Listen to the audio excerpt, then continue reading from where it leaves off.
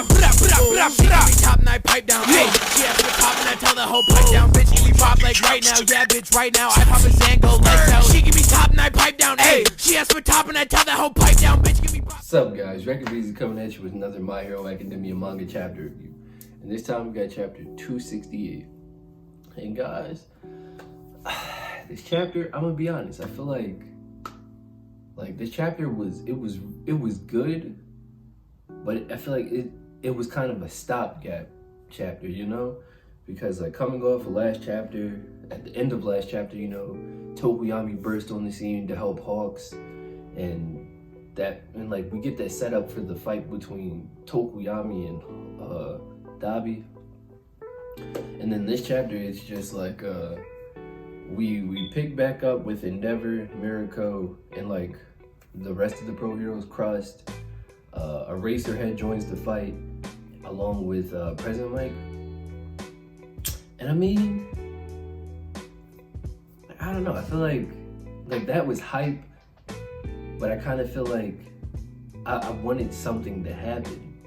And like the big thing from this chapter happened like toward the beginning of it, where Mirako, like she's rushing Shigaraki's tube, and she does like the moon kick, the crescent moon kick, and she like cracks the tube open, and then we get like the shot of Shigaraki smiling, and he's at 75%, and you know that was hype. But it's like outside of that moment, which is huge, and don't get me wrong, I'm not downplaying that because that's massive, but it's like Eraserhead, Crust, President Mike, they're fighting the female high-end Nomu. And first of all, I don't know how Eraserhead doesn't have PTSD for seeing another fucking Nomu after what happened at the USJ. Let's just be honest here. Because my guy got demolished at the USJ by that first Nomu. And Eraserhead, like, he erased their quirks, but like these are high-end Nomu, so the female starts thinking, and she's like putting two together. She's like, why weren't my quirks working? Why is his eyes covered? Oh, his eyes are covered. My quirk stops working. It's his eyes. So then she just like takes off, and like one of the other pro heroes is like, whoa, that's her base speed without a quirk. She's fast. So then I felt like that was like really interesting to me.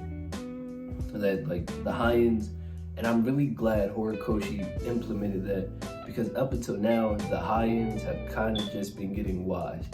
Because like Mirako, as dope as she is, she was like shitting, no, I'm not gonna say shitting them, she was giving them a hard time by her fucking self. And it's like, we saw the first high-end, how powerful that was against Endeavor and Hawks.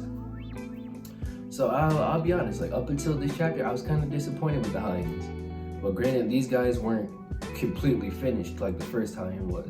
And these guys weren't, I guess they didn't get a chance to mature in their tubes enough because of the raid.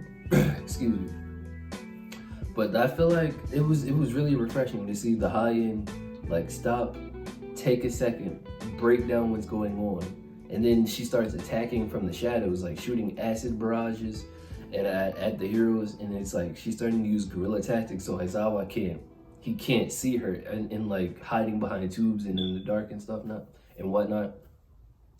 But yeah, I feel like that was like, this chapter was like more of like setup for like Shigaraki's return. Shigaraki is definitely coming back soon, because Mirako, she really just kicked the fuck out of his tube, like right down the middle. So he's at, I think this is what is going to happen. Maybe either next chapter or the chapter after that, we're gonna cut to Deku's unit, because we still haven't seen those guys at all. So that's gonna be coming very soon, I feel like.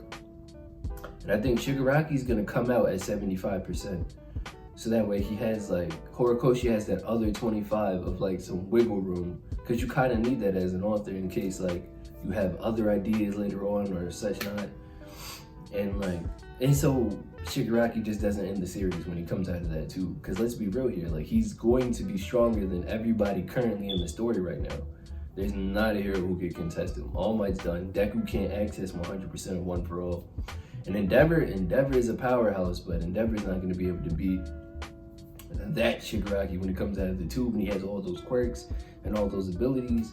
So that fight is going to be craziness, I feel like.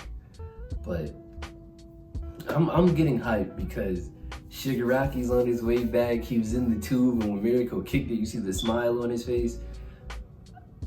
I just got one question. How is the guy in the tube for that long with all that water and his lips are still chapped? How, Sway? How?